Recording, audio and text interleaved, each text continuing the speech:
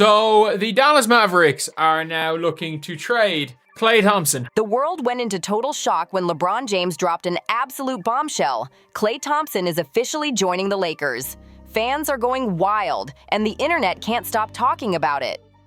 The move came out of nowhere, and it's already sparking heated debates across the league. Everyone's asking the same thing. What's the real reason behind this shocking trade? We've got the full scoop, so buckle up because this story has layers. Let's rewind a bit. The whispers about Klay Thompson possibly suiting up in purple and gold didn't just start yesterday. These talks have been floating around NBA circles for years, and unlike those typical offseason rumors that die down after a few tweets, this one had legs. It had history, it had momentum, and it had receipts. Sources say the conversations stretch all the way back to Klay's free agency run in the summer of 2024, a messy, emotional period after his tense exit from the Golden State Warriors. Everyone could feel the tension between Klay and the Warriors' front office, and that's when things started to shift. Now here's where the drama really starts.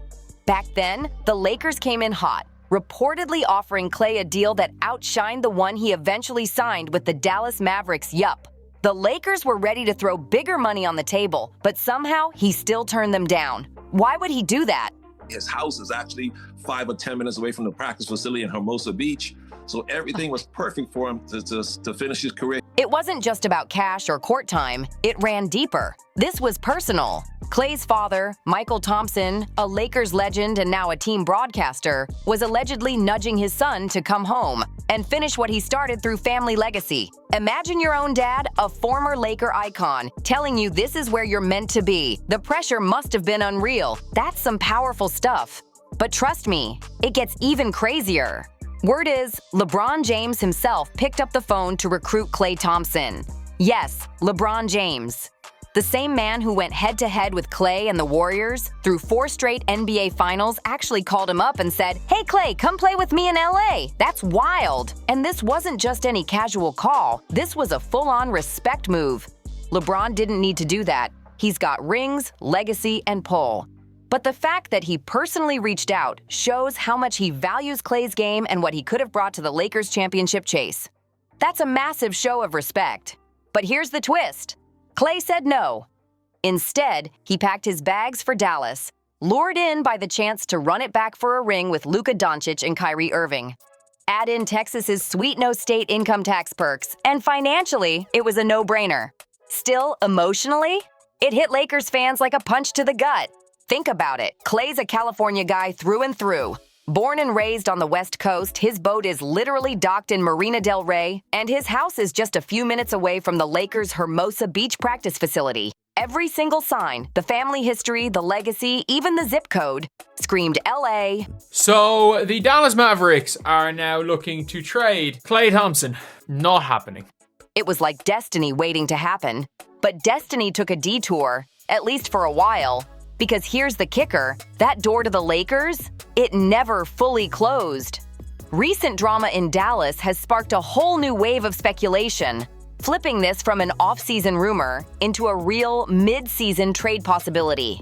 Fast forward to the start of the 2025 to 2026 season, and the whole story's been turned upside down. Klay's time in Dallas hasn't gone as planned. The Mavericks thought he'd be that final piece, a sharpshooting vet to complement Luka and Kyrie. But instead, it's been messy. His rhythm's off, his defense looks shaky, and the chemistry practically non-existent. The Mavs are stuck in mediocrity, losing close games and facing serious locker room tension.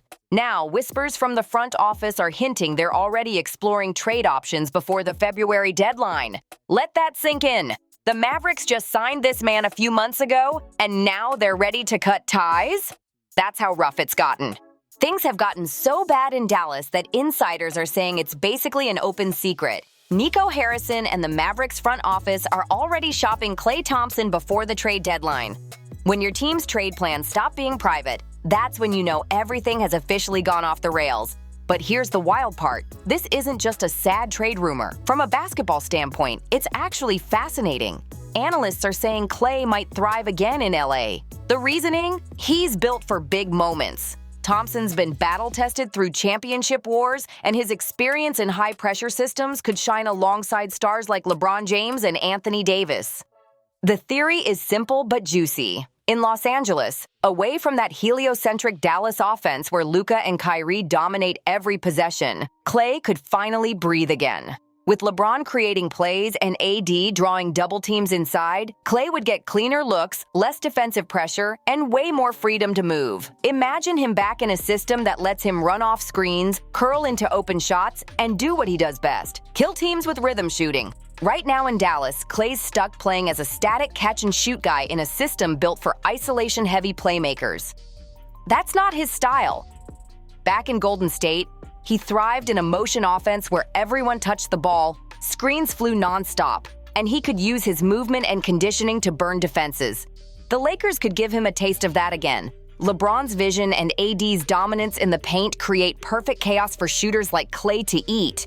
And, oh, social media is eating this up. Twitter, Instagram, Reddit. Everywhere you look, fans are breaking down hypothetical trades like they're part of the Lakers' front office. They're tossing around cap details, draft picks, and player fits like it's a full-time job.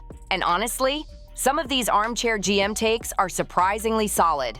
One of the most talked about scenarios includes a multiplayer swap that helps both teams fix what's broken. People are speculating that Klay could be packaged with another Maverick, like Daniel Gafford, whose rim protection could seriously beef up the Lakers' defense. In return, Dallas could get a mix of young assets and contracts that actually make sense under the salary cap. Names like Austin Reeves, Jared Vanderbilt, and even Dalton Knecht keep coming up in fan debates.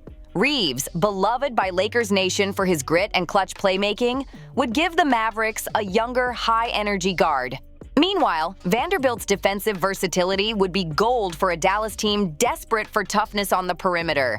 And I mean, look, he averaged 20 points per game coming back off an ACL and an Achilles tear and won it. This isn't just trade talk, this is full-on basketball drama. Every hour a new rumor drops, and it's got everyone wondering, are we really about to see Klay Thompson in purple and gold at last? These trade ideas have stirred major controversy, and fans are completely split. Critics are straight up dragging the Lakers for even thinking about giving up their young core for what they're calling a washed-up vet. He's averaging 8 points per game on 34% from the field. And this is a guy that got, the Warriors didn't want to keep him, so he got pissed. Some claim Klay's best days are long gone, saying his shots lost that magic and his defense doesn't scare anyone anymore. With the Lakers already juggling injuries and chaotic rotations, doubters are screaming that adding Klay could just make things worse. But hold up, not everyone's buying that doom and gloom narrative. Supporters of the move are saying there's real value here if the Lakers play it smart. To be fair to Klay, he notoriously won start seasons cold, right? And then they are running their offense through an 18-year-old power forward. That's not helping anybody. No one's scoring well for the Maverick. They argue that Klay's contract isn't a massive burden, and if he rediscovers his groove back on the West Coast, his home turf, he could be the missing puzzle piece.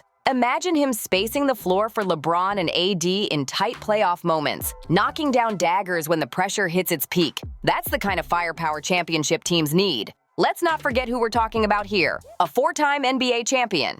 The man's hit some of the biggest shots in basketball history. He's been through wars, he's delivered under pressure, and he's one of the few players alive who truly knows how to win when the lights are blindingly bright. That's not something you can teach. That's experience you buy. So the real question is this: is the Klay Thompson we're seeing in Dallas the real version at this stage of his career? Or is he just stuck in the wrong system, playing the wrong role under the wrong spotlight? Because if it's the latter, the Lakers could be pulling off one of the biggest midseason steals in recent memory. But if it's the former, if this is who Klay is now, at 35, coming off brutal ACL and Achilles injuries, then the Lakers might be about to trade their future for a nostalgia trip. That's why we gotta slow down for a second and really look at what's happening in Dallas, because context changes everything. Welcome to what some fans are calling the Dallas disaster. Now that we've laid out the backstory, let's address the elephant in the room: Klay Thompson's actual performance with the Mavericks. And let me be real with you, it's been rough, like painfully rough. We're not talking about a minor adjustment phase or early season rust. No, what we're seeing has been historically bad basketball for someone of Klay's caliber. His fit in the Maverick system has been all over the place. The team's sitting around .500, struggling on defense, and Klay just hasn't found his rhythm. It's awkward, it's inconsistent, and it's leaving fans wondering what went wrong. Because let's be honest, This version of Klay doesn't look like the same Splash brother we grew up watching. It's been a season full of missed shots, shaky confidence, and flashes of brilliance that fade too quickly. So yeah, calling it rocky is being nice. The numbers and body language tell a bigger story. I mean that, like, based on what he's doing, how many? Like, it has to be in the single digits. One that could decide not just his future in Dallas, but possibly the next chapter of his legendary career. He's shooting 27% from the field. 27%.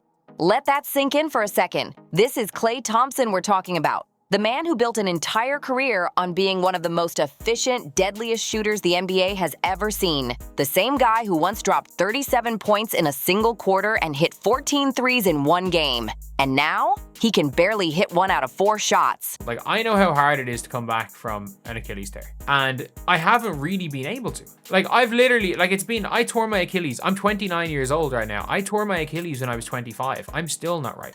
It's unbelievable. But before we drag Klay through the mud, we gotta keep it real and add some context, because numbers never tell the full story. Klay's always been a slow starter. Historically, he needs a few weeks to find his rhythm. On top of that, Dallas is running their entire offense through an 18-year-old power forward. How are you supposed to find a rhythm when the ball's not even moving right? The truth is, nobody's scoring efficiently for the Mavericks right now. The problem runs way deeper than just Klay. This isn't the Klay Thompson problem. It's the Dallas Mavericks mess. The offense looks completely disjointed, and no one can figure out where to fit. Even the coaching staff, led by Jason Kidd, seems to be scrambling for answers. They've been tweaking his minutes, sometimes even bringing him off the bench to manage his workload and ease him in slowly. But that's a huge shift for a guy like Klay. Can you imagine telling a 5-time All-Star, a future Hall of Famer, that he's not starting anymore? That's a massive hit to the ego, especially for someone who's spent his career as one of the league's most respected shooters. For Klay, that's not just strategy. That's a blow to his pride. Like, this is, he got benched the other day, and then footage comes out yesterday of him picking Meg up at the airport. My boo, listen. And it's not just him feeling the weight. The entire Mavericks squad looks lost. Coming off that shocking finals run, expectations were sky high. Fans thought this season would be the one where Dallas finally cemented itself as a powerhouse. Instead, it's been a mess, a complete collapse.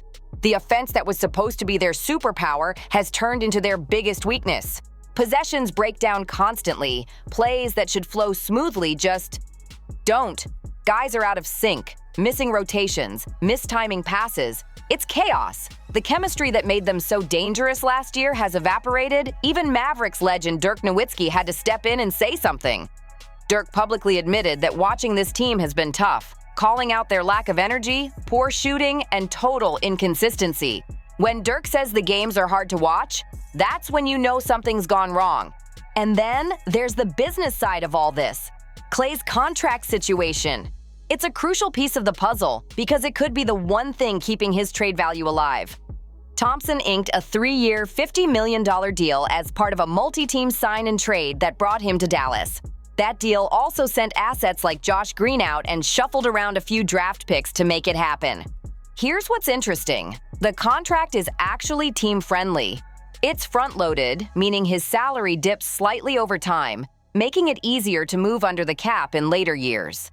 He's making somewhere in the mid-teens per season, which isn't bad at all for a veteran of his caliber. So financially, this deal is perfect trade bait. It gives Dallas flexibility if they want to rebuild, and it gives a contender like the Lakers a real shot at bringing in championship experience without destroying their books. So now we're looking at a once great shooter in a nightmare system, a legendary franchise scrambling for identity, and a contract that's basically screaming, "Trade me!"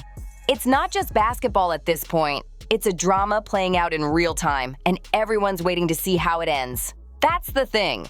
For any team thinking about grabbing Klay Thompson, this isn't some monster, unmovable contract.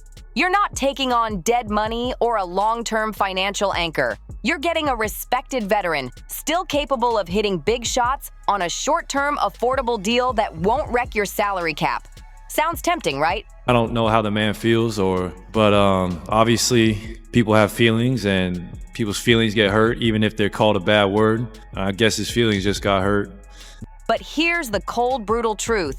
Klay's trade value today is built on legacy, not recent production. His reputation and championship pedigree still carry weight, but age and decline are catching up fast. At 35 years old, he's no longer the Iron Man he once was. Oh, my goodness. I believe the transcript will support that. I'm not going to comment on what Klay said because I know where it can go from this sit-in. It's so hard to take the high road. Any team looking to trade for him has to match salaries and navigate the NBA's strict collective bargaining rules, and that makes things tricky. So naturally, the question everyone keeps asking is, what happened? How did we go from Klay being one of the most sought-after free agents in 2024 to the Mavericks already trying to unload him months later? Part of that answer lies in his injuries, and they've been brutal. We're talking about both an ACL tear and an Achilles tear, two of the worst injuries an athlete can suffer. These aren't the kind you just bounce back from with a good offseason. These are career-changing, sometimes career-ending setbacks. For a player who built his identity on movement, balance, and rhythm, the physical toll has been enormous. His house is actually 5 or 10 minutes away from the practice facility in Hermosa Beach. So everything was perfect for him to finish his career here. His family's here, his nephew and niece are here. He could see them grow up for the next few years together. They can come to his games. So I thought it was the perfect situation for him to finish his career here. And it sounded like he was leaning that way. And then when we hung up the phone, and then the next thing I knew, he was going to talk to Luka and Kyrie. He's a good friend of Kyrie's, and they convinced him to come to Dallas over here. And yeah, age makes it worse. The decline is real, and you can see it. His defense isn't the same. That lateral quickness he once used to stay in front of his man has faded. His elevation on his jumper looks flatter. And that smooth separation he used to create off the dribble? Practically gone. Klay was never a one-on-one creator, but now it's like defenders are sitting on his every move. It's painful to watch a legend slow down right before our eyes. And to make matters worse, he's been battling minor issues all season long. Recently, he missed a game due to illness, which added another bump to his already rough adjustment period. When he's out, the Mavs have to lean on younger players, which only highlights how much they're struggling to fit him in. Even when he's healthy, his impact has been hit or miss. Flashes of the old Klay still pop up now and then, but they're sprinkled between long stretches of quiet nights where he just doesn't look like himself. Then there's the off-court buzz, the kind of stuff that keeps social media spinning. Fans have spotted clips of him at airports, and people online are dissecting every move, speculating about his mindset and personal life. It's wild. While we're not diving into private details, the fact that these clips are circulating shows how much scrutiny he's under. Fair or not, when a player starts struggling on the court and looking distracted off it, fans and media start connecting dots. They question focus, motivation, even desire. And that's exactly where this story ties back to the Lakers. Because all these elements, Dallas collapsing, Klay struggling, and LA needing shooting and leadership, create a perfect storm. The California roots, the family ties, and the need for a veteran with playoff experience make this rumor feel almost destined to happen. It's like the universe is setting the stage for one last West Coast chapter in Klay's career. But before we start picturing Klay in purple and gold again, we have to ask the real question. Does this move actually make sense for the Lakers right now? Because this isn't just about nostalgia or headlines, it's about how he'd fit into a team already built around LeBron James and Anthony Davis, two superstars trying to squeeze out another run before time catches them too. So let's get into it. The LeBron factor, the Lakers' internal struggles, and whether bringing in Klay Thompson would be a masterstroke or a desperate gamble. Now we've reached the heart of the story. The LeBron James factor, because let's be honest, if Klay Thompson ends up rocking that purple and gold, it won't just be because of trade math or front office moves. It'll be because LeBron wanted it to happen. His influence inside the Lakers organization runs deep. We're talking king-level power. When LeBron wants someone, people listen. Let's start with where he's at right now, because it's key to understanding everything. LeBron's still the face of the Lakers and one of the biggest forces in the entire NBA, both on and off the court. Even at 40, he's mixing elite athleticism with business genius, running empires, shaping narratives, and moving pieces behind the scenes like a chess master. But lately, Father Time's been tapping his shoulder. He's been dealing with a lingering sciatica issue in his lower back that's kept him sidelined since the start of the 2025 to 2026 season. The good news? Reports say he's been cleared for full contact basketball and is eyeing a possible return around mid-November. That timeline matters a lot because right now he's watching from the sidelines, observing, analyzing, and plotting. You better believe LeBron's keeping tabs on every weakness this team shows without him, figuring out exactly what and who they need to make another championship run. And here's what people sometimes forget. LeBron isn't just the star player. He's the unofficial architect of this team. Through his powerful agency, Clutch Sports, led by his close ally Rich Paul, LeBron has major pull when it comes to shaping the roster. This isn't some wild rumor. This is how the league works when you've been dominating for 2 decades. When a superstar like LeBron talks, GMs listen. That's just reality. Now this is where the Klay Thompson connection gets really interesting. Their history isn't just about highlights, it's about legacy. These two battled across 4 straight finals when LeBron's Cavaliers clashed with Klay's Warriors, the most iconic rivalry of the modern era. Those weren't just games, they were full-blown wars for basketball dominance, watched by millions around the world. And one of the most unforgettable moments came in the 2016 finals, when tensions were sky high. The Warriors were up 3-1, and during a post-game interview, Klay delivered that now legendary line about LeBron, saying, "I guess he got his feelings hurt." That line exploded online. It painted LeBron as emotional and thin-skinned while the Warriors played it cool, and fans went crazy. It fueled the fire heading into Game 5, and we all know what happened next. Cleveland pulled off the impossible, storming back from a 3-1 deficit to win the title, giving the city its first NBA championship ever. It became one of LeBron's greatest triumphs, a comeback that literally changed basketball history. But that moment also reshaped his relationship with Klay. The rivalry was intense, sure, but it built mutual respect. These guys understood each other, competitors at the highest level, shaped by the same pressure and spotlight. Over the years, that rivalry evolved into a quiet admiration. Klay's even gone on record calling LeBron one of the toughest players I've ever guarded, putting him in the same breath as Kobe Bryant and Kevin Durant. That's respect. Straight from one killer to another. So when the 2024 offseason came around and Klay was finally leaving Golden State after a tense breakup, LeBron didn't waste time. He picked up the phone himself, no middlemen, no public leaks, and said, "Come to LA." It wasn't just about basketball. It was about legacy, redemption, and trust. LeBron saw in Klay what most people still do, a winner with ice in his veins, a sniper who knows how to perform when the lights are brightest.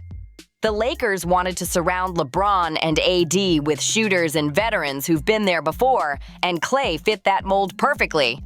That's why, if this trade happens, make no mistake, it's not random, it's not luck, it's part of LeBron's blueprint.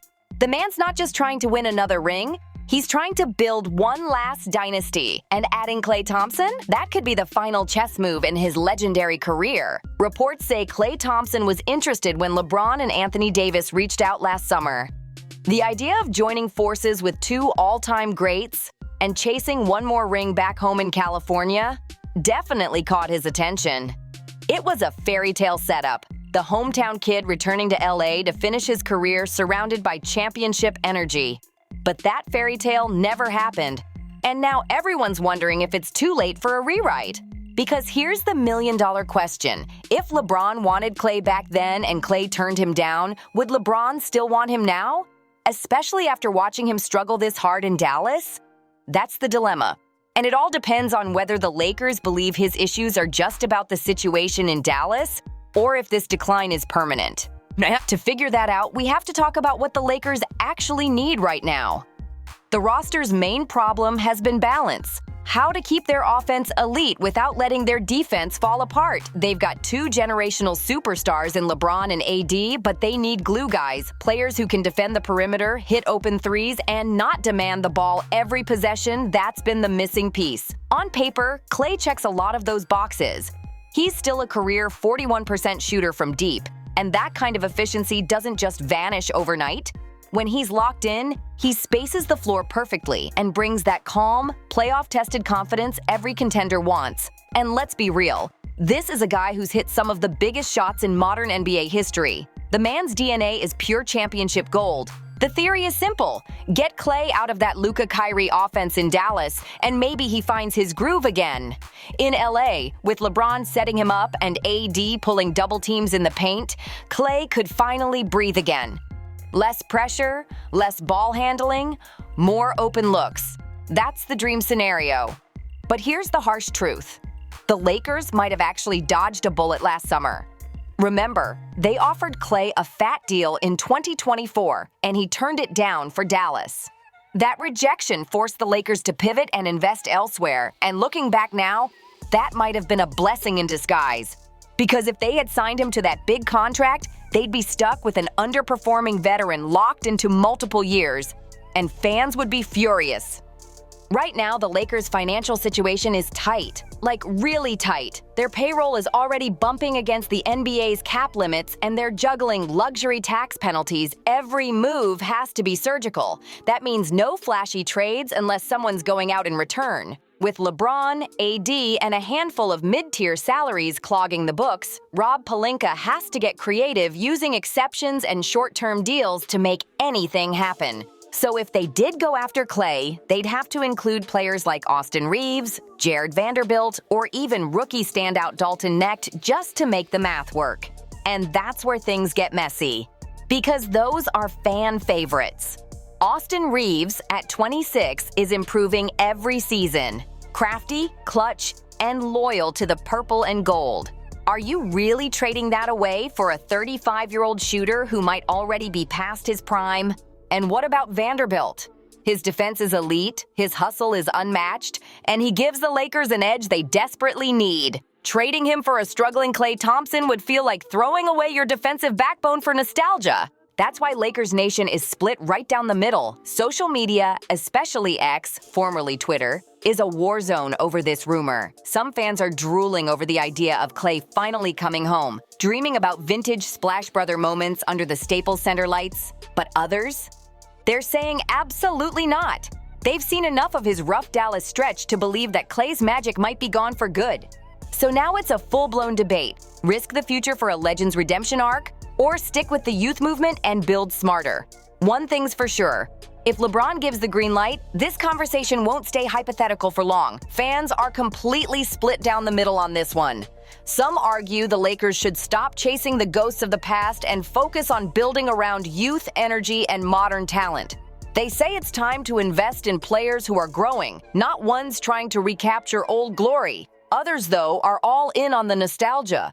They dream about Klay Thompson rocking purple and gold, coming off the bench as that spark plug, hitting open looks created by LeBron's playmaking gravity. It's a battle between heart and logic, and the timeline is heating up fast. Social media is a war zone right now, from full-on trade proposals to eye-roll emojis. You've got fans posting mock trades with cap breakdowns, and others reminding everyone that Klay already turned the Lakers down once last offseason. That sting hasn't faded. Some fans still feel burned that he chose Dallas over LA when he had the chance to come home. Now, here's my take, and I'm gonna keep it real.